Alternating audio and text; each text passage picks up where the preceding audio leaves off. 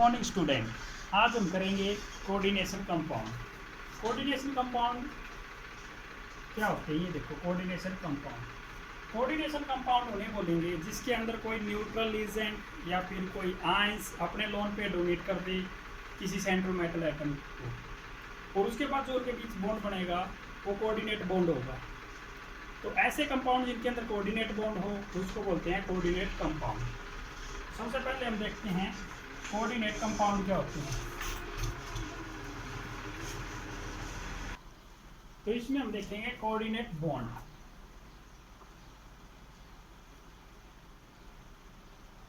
Coordinate bond क्या होते हैं, देखो जैसे अपने पास BF3 है, ये BF3 है। अगर मैं BF3 की बात करूं तो ये एक इलेक्ट्रॉन डेफिशिएंट कंपाउंड है। इसके पास इलेक्ट्रॉन की कमी है after sharing of electron. Sharing करने के बाद भी इसके आउटर मोस्ट शेल में 6 इलेक्ट्रॉन है, तो 2 इलेक्ट्रॉन की कमी है, 8 इलेक्ट्रॉन होने चाहिए। तो हमारे पास एक है NH3। NH3 की बात करें तो NH3 के ऊपर एक लोन पेयर है। नाइट्रोजन के पास क्या होगा, एक लोन पेयर होगा। ये लोन पेयर ये इसको डोनेट कर देगा, ठीक है। पहले डोनेट करेगा, उसके बाद दोनों क्या कर लेंगे, ये शेयरिंग कर लेंगे। तो कोऑर्डिनेट बॉन्ड किन्हें बोलेंगे, कोऑर्डिनेट बॉन्ड वो होंगे जिनके अंदर शेयरिंग ऑफ लोन पेयर हो। लोन पेयर के जो इलेक्ट्रॉन हो उनकी शेयरिंग होगी, तो उनको बोलेंगे कोऑर्डिनेट बॉन्ड। कोऑर्डिनेट बॉन्ड एक टाइप है कोवैलेंट बॉन्ड की, बस डिफरेंस इतना है कि इसके अंदर लोन पेयर शेयर होते हैं, उसके अंदर सिंपल वैलेंस इलेक्ट्रॉन शेयर होते हैं। इसमें देखो जो अपने पास कोऑर्डिनेट बॉन्ड है उसको इस तरीके से एडिड एरो से रिप्रेजेंट करते हैं। इसका मतलब ये है कि जो अमोनिया अपने लोन पे डोनेट कर रही है BF3 को, ठीक है, एरो का निशान का मतलब ये है कि ये लोन पे इसको डोनेट कर रही है।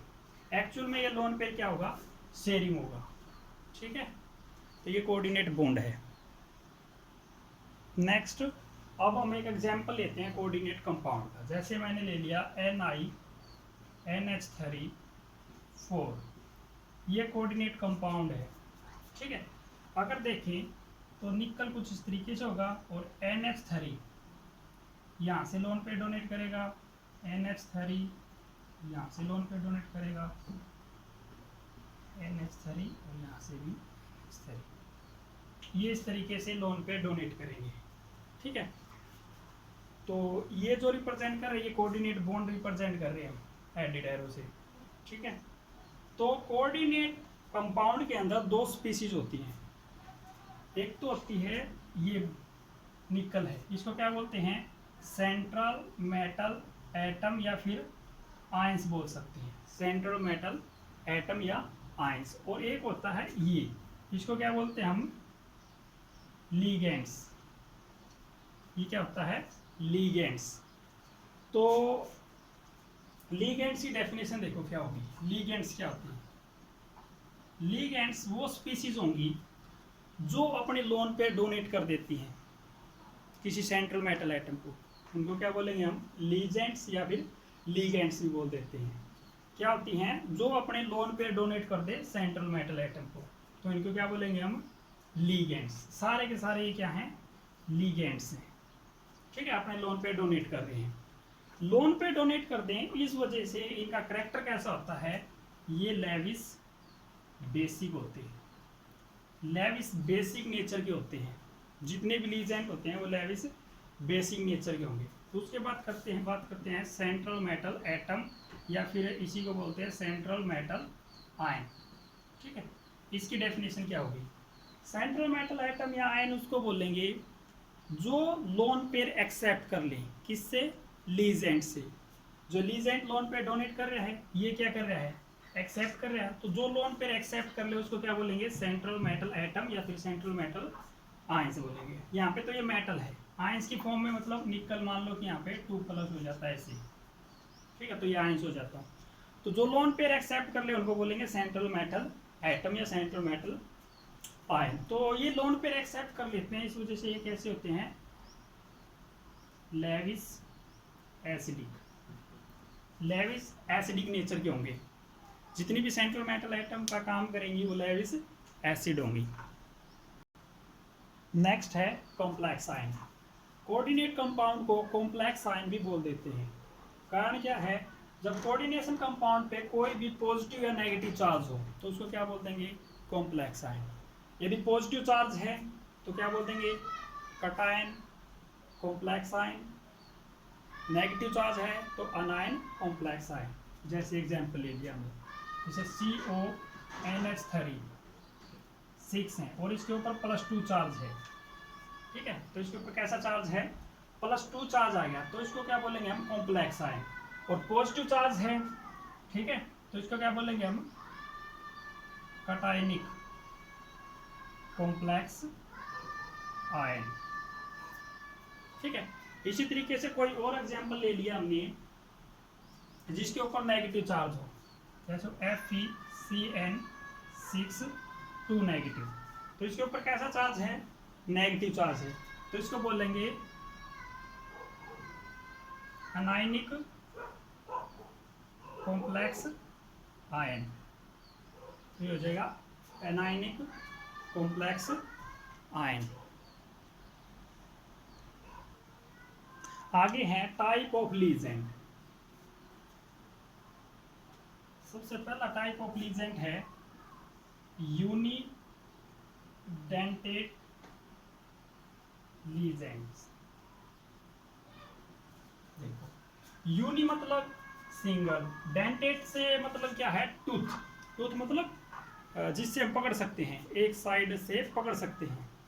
टूथ से मतलब क्या, दांत, दांत से हम पकड़ सकते हैं ना किसी को, उसी तरीके से कंपेयर किया है। यूनि मतलब सिंगल, डेंटेड मतलब टूथ। लीजेंट मतलब ऐसे लीजेंट जिनके पास एक डोनर साइट है, उनको क्या बोलेंगे, यूनिडेंटेड। यूनि मतलब सिंगल होता है ना, तो यूनिडेंटेड लीजेंट वो लीजेंट होंगे जिनके पास एक डोनर साइट है या जो एक कोऑर्डिनेट बॉन्ड बना सकते हैं। जैसे अभी क्या था हमने, NH3 के पास एक लोन पेयर है, डोनेट कर सकता है, एक कोऑर्डिनेट बॉन्ड बना देगा। CO है, इस तरीके CN नेगेटिव है, Cl नेगेटिव है, ठीक है, तो ये इसके एग्जाम्पल हो जाएंगे। सेकंड टाइप है बाइडेंटेड लीजेंट। बाई लिख सकते हो या फिर इसकी जगह लिख सकते हो डाई, डाइडेंटेड या बाइडेंटेड। यानी कि बाई का मतलब दो, डेंटेड मतलब उसी तरीके से टूथ। तो ऐसे लीजेंट जिनके दो डोनर साइट हो, वो लीजेंट जिनके ऊपर क्या हो, दो डोनर साइट हो या दो कोऑर्डिनेट बॉन्ड बना सकते हैं, उनको बोलते हैं बाइडेंटेड लीजेंट। जैसे ये है CH2 CH2 NH2 NH2, तो यहाँ पे इसका लोन पेयर होगा, यहाँ पे लोन पेयर है। एक कोऑर्डिनेट बॉन्ड ये यहाँ से बना सकता है, एक कोऑर्डिनेट बॉन्ड यहाँ से बना सकता है, तो दो कोऑर्डिनेट बॉन्ड बना सकता है, तो इसको क्या बोलेंगे हम, बाइडेंटेड लीजेंट। इथिलीन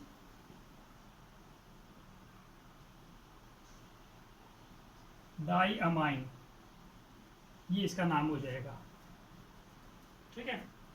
और ये भी बोलते हैं इसको इथेन 1,2 डाइअमाइन, ये भी इसी का नाम है।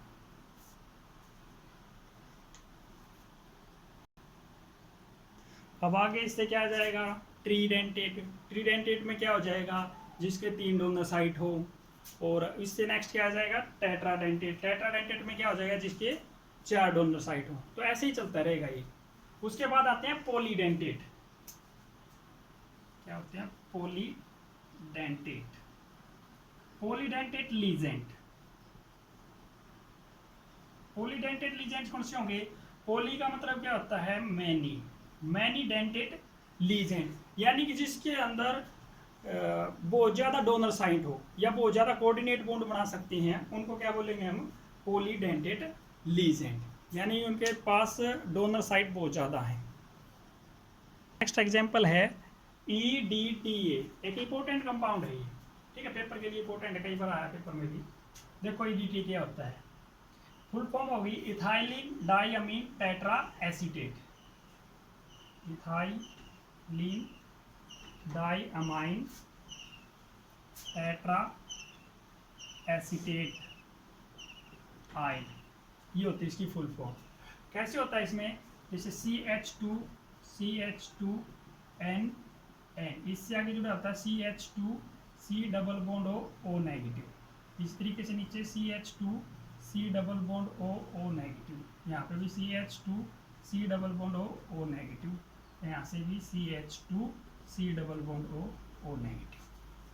ठीक है, ये हो जाएगा अपने पास इथाइलिन डाइअमीन टेट्रा, 4 एसीटेट हैं, टेट्रा एसीटेट। तो इसके अंदर देखो 4 डोनर साइड दी होगी, 1 2 3 4, और 2 कोऑर्डिनेट बॉन्ड ये बना सकते हैं, ये भी डोनर साइड है, नाइट्रोजन के पास भी लोन पेयर होते हैं। तो टोटल इसके पास 6 डोनर साइड होगी, यानी कि 6 कोऑर्डिनेट बॉन्ड बना सकता है। तो इसको हम हेक्सा डेंटेट लीजेंट भी बोल सकते हैं। तो ये एक हेक्सा डेंटेट लीजेंट है जिसका एग्जांपल EDT है। ठीक है, इंपॉर्टेंट है। नेक्स्ट टॉपिक है चिलेट रिंग। चिलेट रिंग क्या होती है? इसके अंदर बाइडेंटेट या फिर डाइडेंटेट बोलो या फिर polydentate legend combine with central metal atom and form 5 and 6 member ring. This ring is called chilate ring and this property is called chilation. देखो कैसी होगी, जैसे हमने ले लिया CH2 NH2, ठीक है, यहाँ पे भी NH2, तो क्या होगा, यहाँ पे नाइट्रोजन के पास क्या है, लोन पेयर है। तो ये लोन पेयर, ये सेंट्रल मेटल आइटम है, ये यहाँ से इसके साथ कोऑर्डिनेट बॉन्ड बनाएगी और यहाँ से कोऑर्डिनेट बॉन्ड बनाएगी। तो ये यहाँ पे क्या बन गई, एक रिंग सी बन गई। इस रिंग को बोलते हैं chelate ring and this property is known as chelation. कोई अनदर एग्जांपल देखते हैं चिलेट रिंग का। जैसे अपने पास है ऑक्सोलेटो, ऑक्सोलेटो में क्या होता है, ये एक आयंस होता है, इसमें क्या होगा COO नेगेटिव ऐसे होता है। मान लो कि ये C double bond O negative, यहाँ पे भी O नेगेटिव, ठीक है, किसी मेटल से जुड़ गया, किसी सेंट्रल मेटल से जुड़ गया इस तरीके से। तो यहाँ पे जो ये रिंग बनी है, इस रिंग को क्या बोलेंगे हम, चिलेट रिंग। ये भी क्या कहलाएगी, chelate ring and this property is known as chelation. में जो रिंग होती है वो 5 या 6 मेंबर की होनी चाहिए, जैसे 1 2 3 4 5 6, इसमें भी 1 2 3 4 5 6 7 हो गए इसके अंदर। तो जो रिंग होती है 5 मेंबर की रिंग है वो ज़्यादा स्टेबल होती है। यदि 5 या 6 से ज़्यादा मेंबर हो जाते हैं तो वो रिंग जो होगी थोड़ी सी अनस्टेबल होगी। ये देखें तो 1 2 3 4 5, तो ये भी स्टेबल है। रिंग की बात करें तो ये 5 मेंबर की रिंग है, ठीक है। नेक्स्ट है डेंटिसिटी। डेंटिसिटी क्या होती है कि एक लीजेंट कितने कोऑर्डिनेट बॉन्ड बना रहा है। जैसे ये लीजेंट है, एक पूरा एक कंप्लीट एक लीजेंट है, ये देखो एक कोऑर्डिनेट बॉन्ड यहाँ से बना रहा है, एक यहाँ से बना रहा है, तो ये 2 कोऑर्डिनेट बॉन्ड बना रहा है, तो इसको क्या बोलेंगे, इसकी डेंटिसिटी कितनी हो जाएगी, 2। इसी तरीके से यहाँ पे 2 कोऑर्डिनेट बॉन्ड बना रहा है ये लीजेंट, तो इसकी भी डेंटिसिटी कितनी हो जाएगी, 2। EDTA 4 नेगेटिव में अभी देखा था हमने पीछे, कितने कोऑर्डिनेट बॉन्ड बनाए थे इसने, 6 कोऑर्डिनेट बॉन्ड बनाए थे या 6 डोनर साइड थे इसको, हेक्साडेंटेट लीजेंट था। तो इसकी डेंटिसिटी कितनी हो जाएगी, 6, यानी कि एक लीजेंट, सिंगल लीजेंट कितने कोऑर्डिनेट बॉन्ड बना रहा है उसको देखते हैं, उसको कहते हैं डेंटिसिटी। अब बात करते हैं characteristics of chelate. Characteristics of chelate में सबसे पहला है चिलेशन लीजेंट या chelating ligand form more stable chelate than the unidentate legend.